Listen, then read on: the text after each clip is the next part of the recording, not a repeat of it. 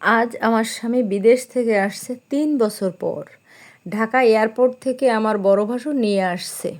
আমার ছেলে ওর বাবাকে দেখে সে কি খুশি! একবার বাবার জামা ধরে টানছে, আবার বাবার চুল ধরে টানছে। ওর যেন খুশি আর ধরে না।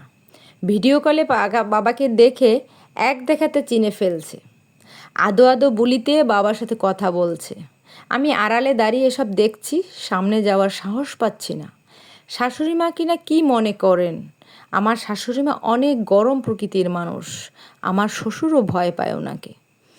আমার স্বামী বিদেশ থাকতে কল করলে 10 মিনিটের বেশি কথা বলতে রাগারাগি শুরু করতেন। মায়ের ভয়ে উনিও তেমন কল করেন না। রাত হলে নিজের রুমে গিয়ে যাই একটু কথা বলি। এই যে উনি আসছেন এতক্ষণ হয়ে গেছে, আমি এখন ওনাকে ভালো করে দেখি নাই, উনিও আমাকে দেখেননি। আমি রান্না করতেছি, বড় জা সহ উনি 2 দিনের জন্য আসছে ভাসুর চাকরির জন্য। ওনারা বাসা ভাড়া করে শহরে থাকেন। আবার এদিকে উঠানে ধান সিদ্ধ করছে, সেগুলো রোদে দিছি। সে ভয়ে উনি কিছু বলছেন না আমাকে রুমে যেতে। সব কাজ শেষ করে উঠান থেকে ধান উঠিয়ে খাওয়া দাওয়া করে ফ্রি হতে 4টা বেজে গেল। ওনারা সবাই খাবার দাবার করে যার যার রুমে চলে যায়। আমি আর আমার যা রুমে যাব। সে মুহূর্তে আমার শাশুড়ি মা বলে, মাসুদ ঘুমায়, ও ক্লান্ত, দুজনে মিলে কাঁথাটা সেলাই করে ফেলো। মাসুদ আমার স্বামীর নাম।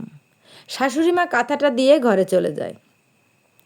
শাশুড়ি মার কথা শুনে আমার চোখে পানি চলে আসে।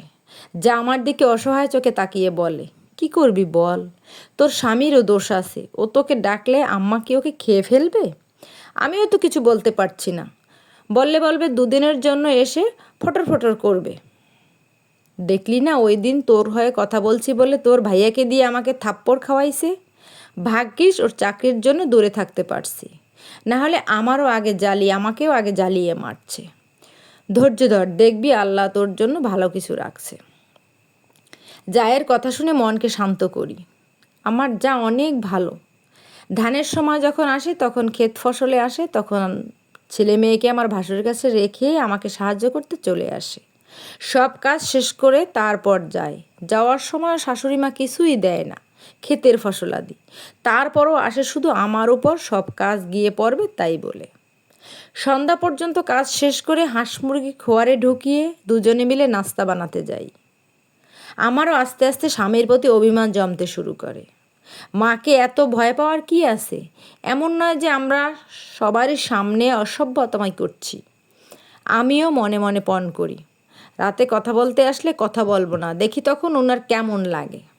রাতে খাওয়া দাওয়ার পর সব গোছগাছ করে ছেলেকে নিয়ে রুমে আসি। ওকে ঘুম পাড়িয়ে আমিও ঘুমের ভান ধরে শুয়ে পড়ি। প্রায় রাত 1টার দিকে বাবা মার সাথে কথা বলে উনি রুমে আসেন। আমার তখন চোখ লেগে আসছিল। আমি নড়াচড়া না করে আগের মতো শুয়ে থাকি। উনি 2-3বার আমাকে ডাকেন। আমার তখন রাগ হয়। সকাল 10টায় আসছে আর এখন ডাকছে। দিনে কোথায় ছিলে?